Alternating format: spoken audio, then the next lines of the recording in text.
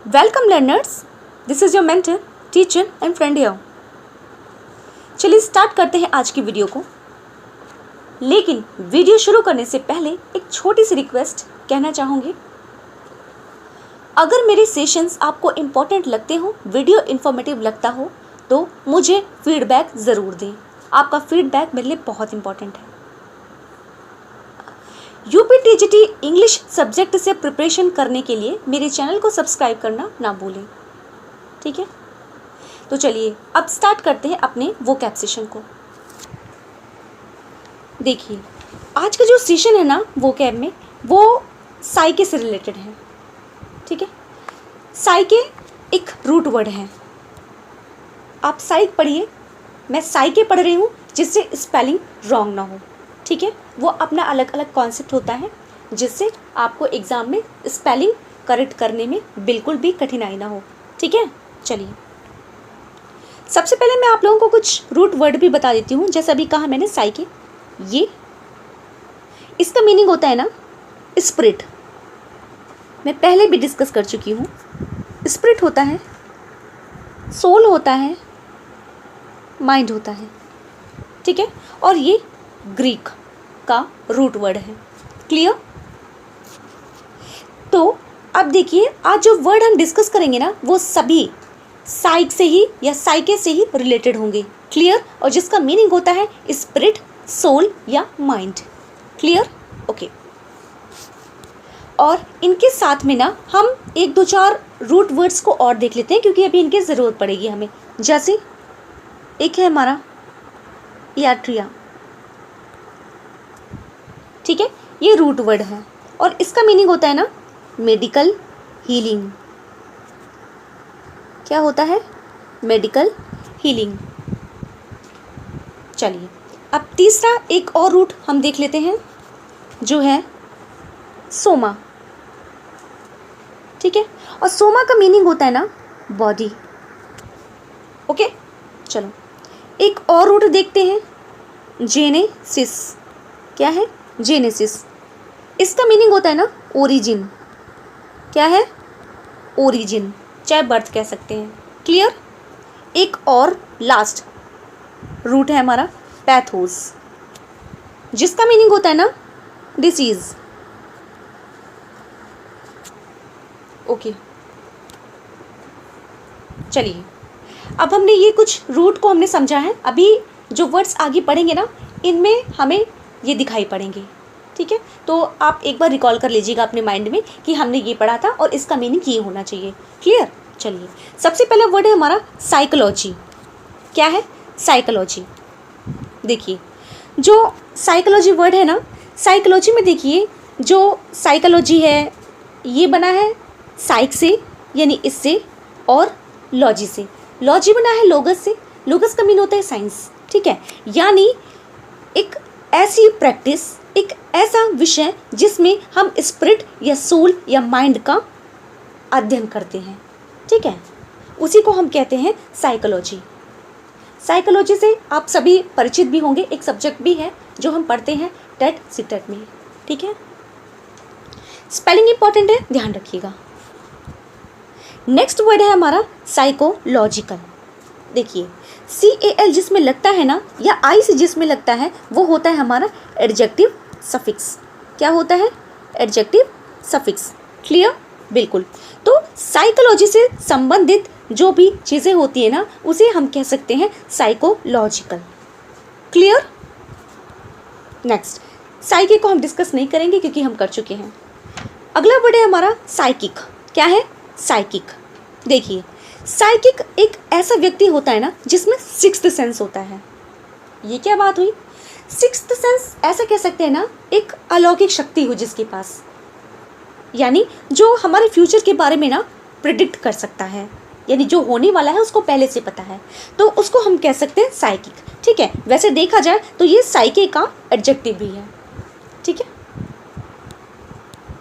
Next word है हमारा psychopath. क्या है? साइकोपैथ। देखिए अब ये एक ऐसा व्यक्ति हो सकता है ना जिसको बीमारी है, किसकी? माइंड, बॉडी या स्पिरिट की।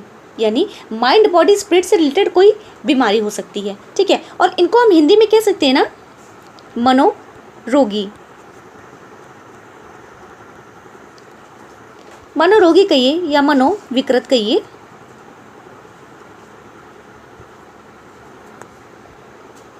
ठीक है, बिल्कुल।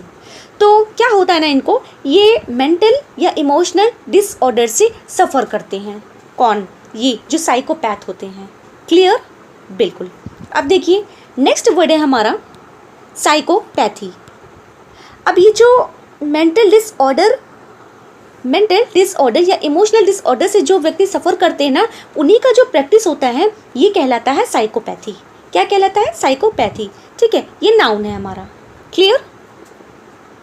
नेक्स्ट, और नेक्स्ट वर्ड है हमारा ना, इसी से बना है साइकोपैथिक। ये एडजेक्टिव है किसका? साइकोपैथी का। क्लियर? नेक्स्ट वर्ड है हमारा साइकोसोमैटिक। देखिए अब साइकी तो आप जान रहे हैं, साइक जान रहे हैं, और सोमा जो वर्ड होता है ना वो बना होता है बॉडी के लिए। ठीक है, तो साइकोसोमैटिक क्या करते हैं? ये एक ऐसा एक्चुअली डिसऑर्डर होता है, ठीक है, जो बॉडी पर इफेक्ट डालता है। यानी कि क्या होता है ना कि जैसे किसी की कोई काम ऐसा हो जिसके सोचने पर ही डर लग जाए, ठीक है, मेंटल प्रेशर से, और उसी मेंटल प्रेशर से ना बीमारी डेवलप होने लग जाए, वही होता है साइकोसोमैटिक। यानी कि मेंटल ऐसा प्रेशर, मेंटल ऐसा डिसऑर्डर जिसमें क्या होता है ना कि सोचते सोचते किसी काम से डर ही लगने लग जाए। ठीक है, और उसका जो इफेक्ट होता है ना हमारी बॉडी पर भी दिखाई पड़े, तो वही होता है साइकोसोमैटिक। अच्छा, अगर इनको हिंदी में देखा जाए क्या कहते हैं, तो हिंदी में इनको हम कह सकते हैं ना मनोदैहिक। देखिए अभी इसलिए ना इस कदर अगर कोई सोचता है तो वो सोचना बंद कर दे, नहीं तो बॉडी पर सिम्टम्स दिखाई पड़ने लग जाएंगे। ठीक है, फिर उनको मनोदैहिक कहा जाने लग जाएगा। ओके, नेक्स्ट वर्ड है हमारा साइको एनालिसिस। क्या है? Psycho analysis. अब देखिए साइको वही हमारा जो स्पिरिट है, और एनालिसिस का मतलब आप जान रहे हैं, यानी कहने का मतलब ये जो स्पिरिट, सोल, माइंड से डिसऑर्डर का एनालिसिस किया जाता है ना, ये वही प्रैक्टिस होती है साइको एनालिसिस। क्लियर? बिल्कुल। नेक्स्ट वर्ड है हमारा साइको एनालिटिक। अब ये ना साइको एनालिसिस का एडजेक्टिव फॉर्म है। ठीक है, नेक्स्ट वर्ड है हमारा साइकोजेनिक। क्या है? साइकोजेनिक। अब देखिए इसमें क्या होता है ना, ऐसा व्यक्ति जिसमें बीमारी का ओरिजिन माइंड से होता है, यानी कि इस कदर किसी चीज़ को सोचा जाए कि सोचते सोचते ना वह बीमारी हो जाए, है ना, और उसी से फिर वो एक सीरियस बीमारी में चेंज हो जाए, तो वही है हमारा साइकोजेनिक। जेनिक यानी बना है जेनेसिस से, जिसको हमने पढ़ लिया है, इसका मीनिंग होता है ओरिजिन या बर्थ। ठीक है, बिल्कुल। नेक्स्ट वर्ड है हमारा साइकोथेरापी। साइको जान रहे हैं आप, थेरापी क्या होता है ना, ट्रीटमेंट। तो ऐसा जो साइकोथेरेपी होती है ना, वो क्या होता है कि मनोचिकित्सा कह सकते हैं हम। ठीक है, ये एक ऐसा ट्रीटमेंट होता है जिसमें जो साइक से रिलेटेड लोग होते हैं ना, जैसे जो प्रॉब्लम्स होती हैं सोल की, बॉडी की, यानी कि साइकोजेनिक का या साइकोसोमेटिक का ना, उन्हीं का ट्रीटमेंट इसमें किया जाता है। किसमें? साइकोथेरेपी में। क्लियर? बिल्कुल। यानी ऊपर जो अभी हमने लोग पढ़े ना, ये साइकोसोमेटिक ये पढ़ा, और साइकोपैथ, इनका ना इनमें ट्रीटमेंट किया जाएगा। किसमें? साइकोथेरेपी में। ठीक है, और ये नाउन है, ये प्रैक्टिस का नाम है। ठीक है, बिल्कुल। नेक्स्ट वर्ड है साइकोथेरेपिस्ट। अब देखिए ये IST का सफिक्स है ना, पर्सन, मैं बहुत पहले से ही आपको बता रही हूँ, फर्स्ट सेशन से ही। तो जो साइकोथेरेपिस्ट होते हैं ना, वो साइकोथेरेपी करते हैं। ठीक है, ये पर्सन है और ये नाउन है। ठीक है, ये पर्सन है, ये नाउन है। क्लियर? बिल्कुल। अब देखिए ये जो साइकोथेराप्यूटिकल है ना, ये एडजेक्टिव फॉर्म है। किसका? इसी का, साइकोथेरेपी का, साइकोथेरेपिस्ट का। क्लियर? बिल्कुल। अच्छा, अब ये देखिए जो वर्ड्स लिखे हैं ना, इनकी स्पेलिंग आपके लिए बहुत इंपॉर्टेंट है, तो प्लीज़ इसको आप लर्न कर लीजिए। ठीक है, क्योंकि साइको करके जब वो पूछा जाता है ना, अगर आपको याद है बहुत अच्छे से तो कोई दिक्कत ही नहीं है, लेकिन सम टाइम क्या होता है ना कि अगर एक अच्छा खासा समय हो जाए, उसके बाद में कोई चीज़ लिखने के लिए कही जाए, तो आती हुई कॉमन चीज़ भी ना हमारे लिए थोड़ी टफ हो जाती है। तो चीज़ों को टफ तो हमें बनाना नहीं है, हम पढ़ रहे हैं कुछ सीखने के लिए। ठीक है, बिल्कुल। और अगर पढ़ने के बाद भी आपका गलत हो रहा है तो वो अच्छी बात नहीं है। ठीक है, अपने आप से झूठ मत बोलिए, अपने आप को देखिए कि आपको कितना आता है और कितना सीखने की ज़रूरत है। क्लियर? बिल्कुल। तो चलिए वो कैब का सेशन यहाँ पे रोक रहे हैं, अब चलते हैं ग्रामर पे। ठीक है, ओके। चलिए, तो अब आते हैं अपने ग्रामर के सेशन पे। और ग्रामर में हम प्रीपोजिशंस को डिस्कस कर रहे हैं, जिसमें हम कई को लर्न कर चुके हैं। और आज का जो टर्न है वो फॉर प्रीपोजिशन का रहेगा, और अगर टाइम मिलता है तो हम अगले प्रीपोजिशन को भी देख लेंगे, ठीक है। तो सबसे पहले हम डिस्कस करेंगे फॉर प्रीपोजिशन को। देखो, जो फॉर होता है ना, फॉर वर्ड, एक्चुअली ये according two parts of speech, कई पार्ट्स ऑफ स्पीच के रूप में हो सकता है, ठीक है। जैसे कंजंक्शन भी होता है, ठीक है, प्रीपोजिशन है ही है ना। और बाकी जैसे जैसे यूजेस आपको मिलेंगे मैं डिस्कस करती जाऊंगी। तो फिलहाल पहले तो प्रीपोजिशन में ही डिस्कस करेंगे हम फॉर के यूज़ को, ठीक है। और प्रीपोजिशन के ही रूप में इसको अलग अलग पर्पज़ में यूज़ किया जाता है। कैसे, आपके सामने बुक में लिखा है, तो मैं उसी को डिस्कस करूँगी। चलिए शुरू करते हैं। जैसे सबसे पहले हम फॉर का यूज़ देखते हैं उद्देश्य के वास्ते के सेंस में, ठीक है। फॉर का मीनिंग होता है के वास्ते, ठीक है। अब देखो कैसे, आई रीड फॉर प्लीज़र, मैं पढ़ता हूँ प्लीज़र के वास्ते, यानी प्लीज़र के लिए, ठीक है, या वास्ते, किसके लिए, किसके वास्ते, प्लीज़र के लिए, आनंद के लिए मैं पढ़ता हूँ, ठीक है। He goes for a walk, वो जाता है वॉक के वास्ते, ठीक है। तो फॉर का यूज़ देखिए यहाँ पे, ये वास्ते यानी रीज़न बताने के लिए फॉर का यूज़ किया जा रहा है, ठीक है।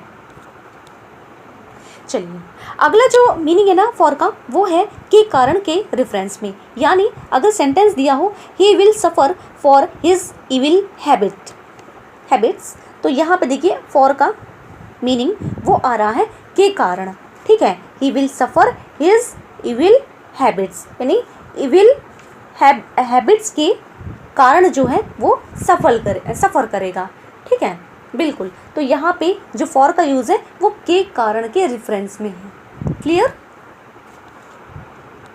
बिल्कुल।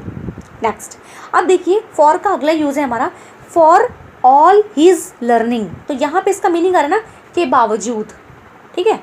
For all his learning he proved A failure in life, यानी उसकी लर्निंग के बावजूद उसने प्रूव किया फेलियर को लाइफ में, ठीक है।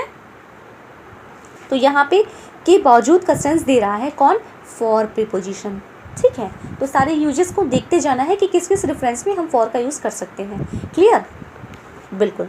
अगला सेंटेंस है ना के बावजूद का एग्जाम्पल है for all his wealth he is unhappy, for all his wealth he is unhappy, यानी इतना रिच होने के बावजूद, इतना प्रॉस्पेरिटी के बावजूद वो नाखुश है, ठीक है।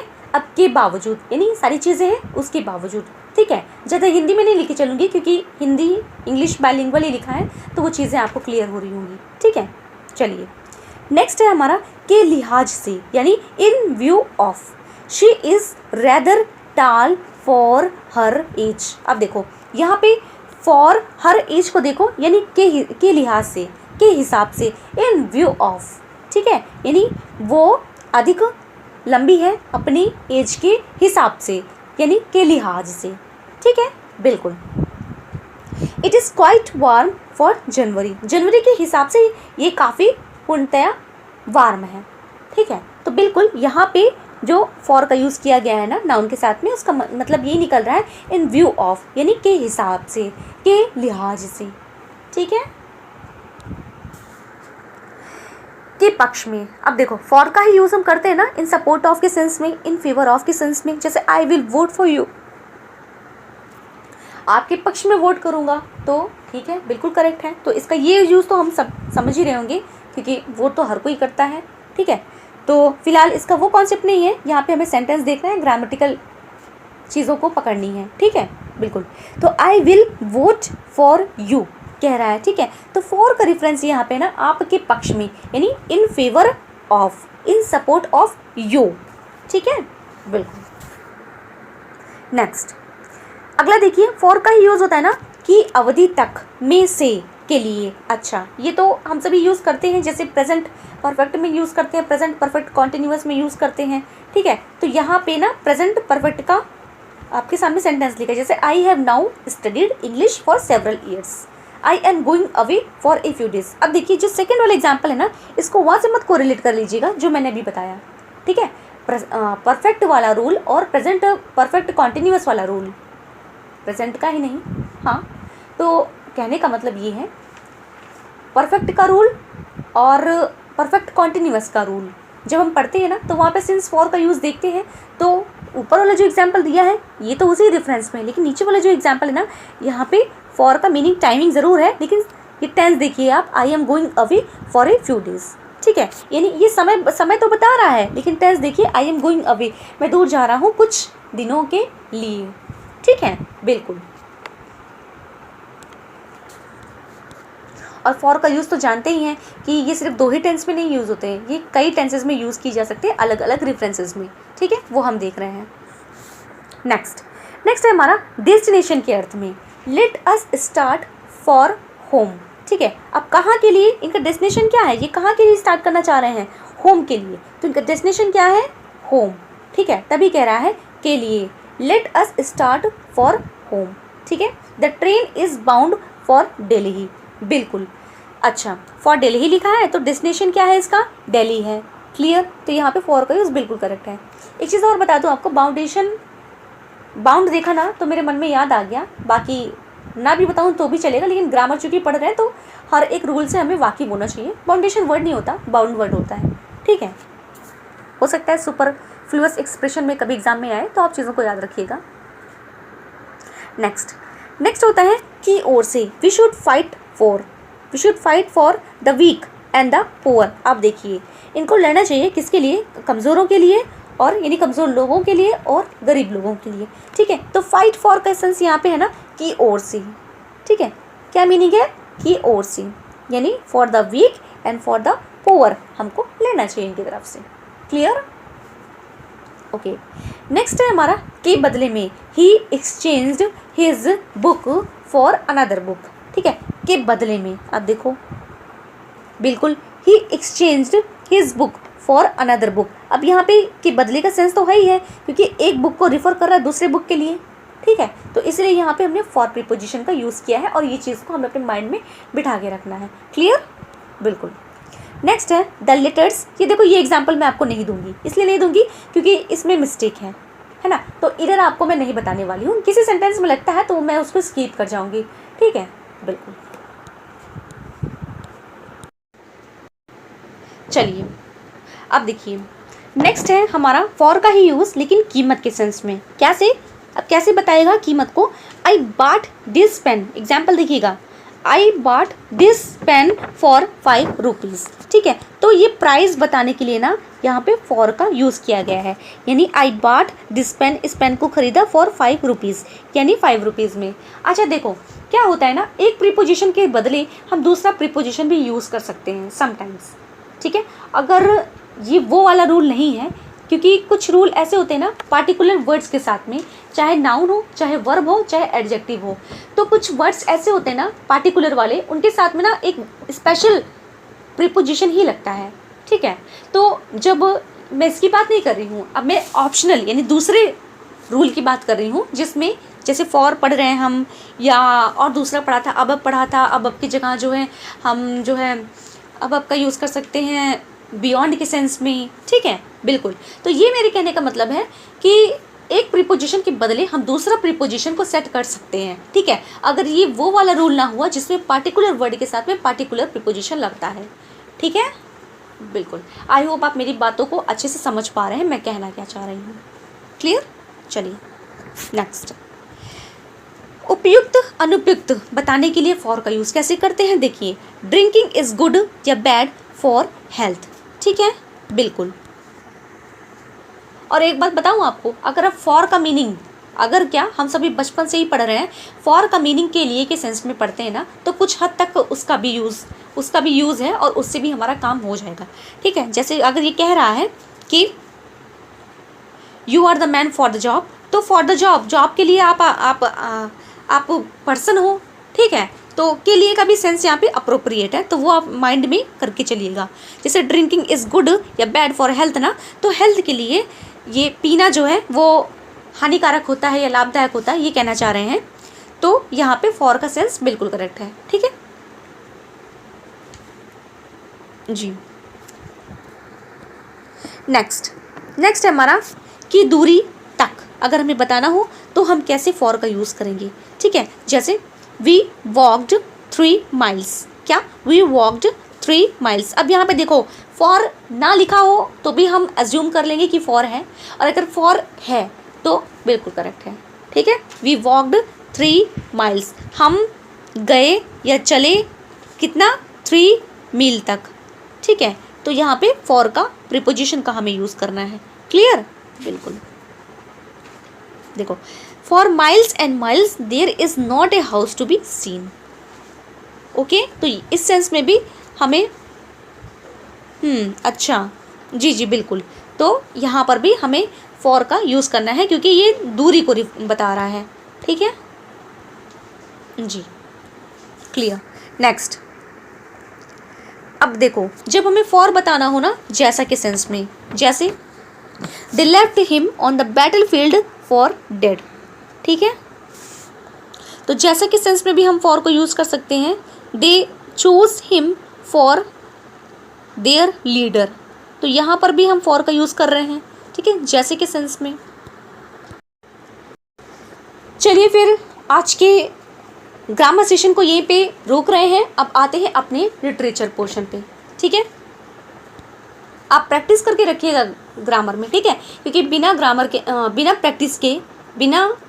प्रैक्टिस किए आप ग्रामर को अपने माइंड में, अपने दिमाग में उतार नहीं सकते हैं। ठीक है, तो practice makes man a perfect, यही बात हमें याद रखनी है। और थोड़ी थोड़ी प्रैक्टिस से, और जो मैं पढ़ाऊँ ना उसका मल्टीपल टाइम्स आप करिए रिवीजन, तभी आपकी चीज़ में ना, आपके दिमाग में ना वो चीज़ें फिट हो पाएंगी।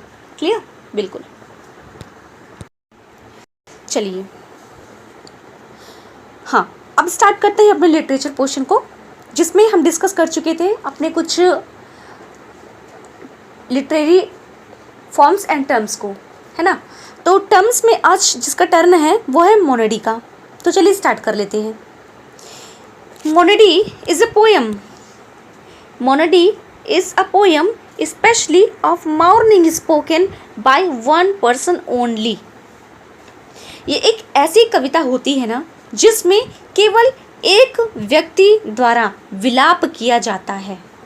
ठीक है, विलाप करने से संबंधित ये एक ही व्यक्ति की कविता हो सकती है।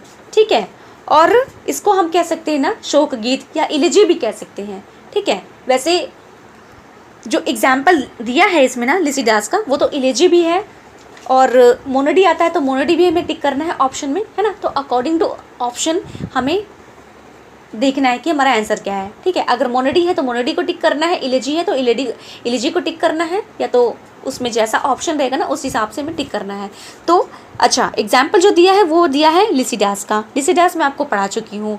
मिल्टन को हमने फिनिश कर लिया है अगर आपको याद हो तो।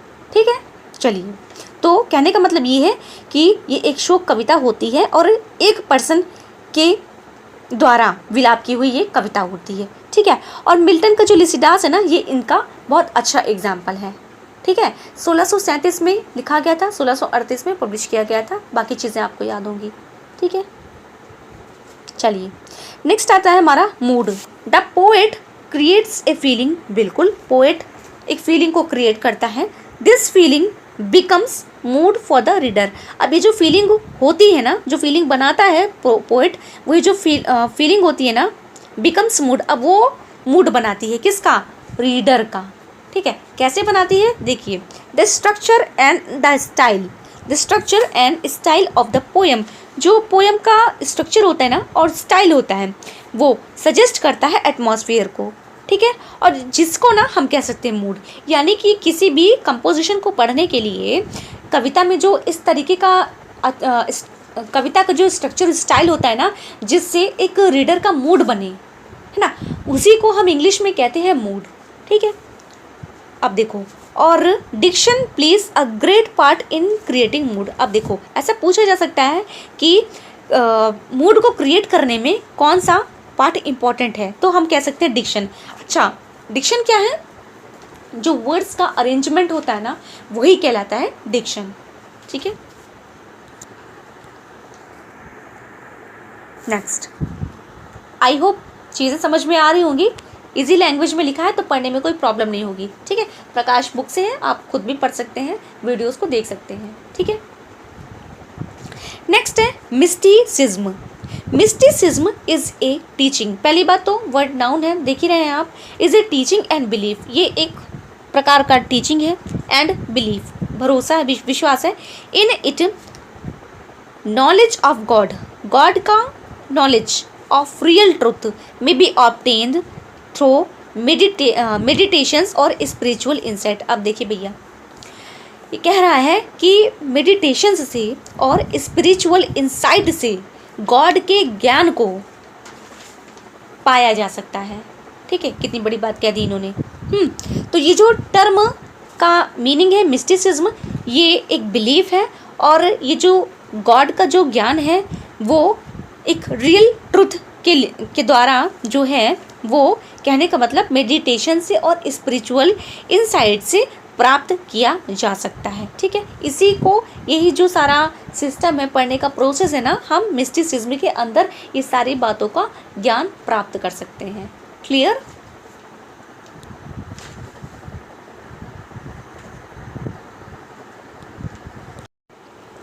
चलिए, अब आपके सामने एक बहुत ही इम्पोर्टेंट टर्म है, वो देखिए, जो है मिथ, MYTH, ठीक है। देखो, इट इज़ ए ट्रेडिशनल है, माफ़ कीजिएगा, it is a traditional story of unknown authorship. अब देखिए, ये एक ऐसी परंपरागत कहानी होती है ना, जिसका कोई अथर नहीं पता होता, यानी किसने लिखी है ये इम्पोर्टेंट नहीं होता, और ये पता नहीं होता, बस सिर्फ सुनी हुई कहानियाँ होती हैं, ठीक है। जैसे it usually serves to explain some phenomenon, custom etcetera. अब देखो, और ये कहानियाँ क्या करती हैं ना, ये कहानियों में ना हम क्या एक्सप्लेन किया पा सकते हैं, जैसे किसी फिनोमिनन, कोई प्राकृतिक घटना को, या फिर किसी कस्टम को, किसी रीति रिवाज को फॉलो करती हुई ये कहानियाँ हो सकती हैं। कौन? मिथ की, ठीक है। वो पौराणिक कहानियाँ भी हो सकती हैं। बस जो यानी जो पर्सन के द्वारा, लोक के द्वारा सुनी हुई कहानियाँ होती हैं ना, जो परंपरागत लोग कहते चले आते हैं, वही कहानियाँ होती हैं मिथ। और इन पे ना फिर धीरे धीरे सब लोग भरोसा भी करने लग जाते हैं, है ना। और पता नहीं होता लेकिन कि ये किसने लिखी है, अथरशिप क्या है इनकी, ठीक। बस ये कही हुई कहानियाँ होती हैं।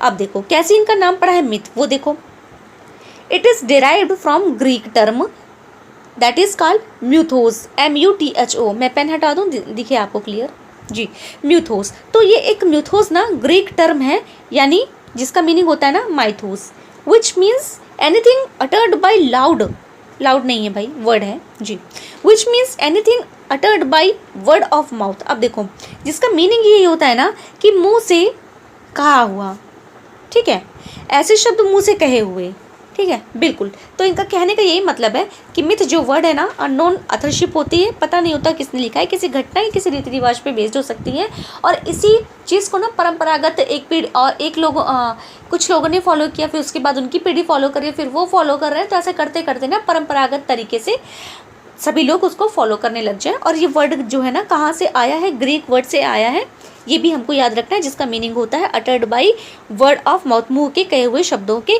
द्वारा, ठीक है। तो मिथ का यही मीनिंग होता है, मोस्ट इंपॉर्टेंट है, याद रखिएगा। चलिए, तो आज की वीडियो को अब यहीं पे समाप्त कर देते हैं, बाकी चीज़ें कल जो छूटा है वहाँ से फिर से शुरू करेंगे। ओके, बिल्कुल। तो लास्ट सेशन में आपसे कहना चाहूँगी, अगर मेरा वीडियो आपको पसंद आता है तो चैनल को लाइक करना ना भूलें, सब्सक्राइब करना ना भूलें, और अपने दोस्तों को भी बताएं मेरा चैनल लाइक करने के लिए। और हाँ, एक सबसे इम्पॉर्टेंट चीज़, अगर आपका लॉजिक मेरे लॉजिक से अलग हो तो आप मुझे बिल्कुल कमेंट कर सकते हैं, आप सभी का मैं बिल्कुल स्वागत करती हूँ, ठीक है। चलिए, तो फिर मिलती हूँ अपने अगले सेशन में, तब तक के लिए thank you so much, bye bye, good night, take care.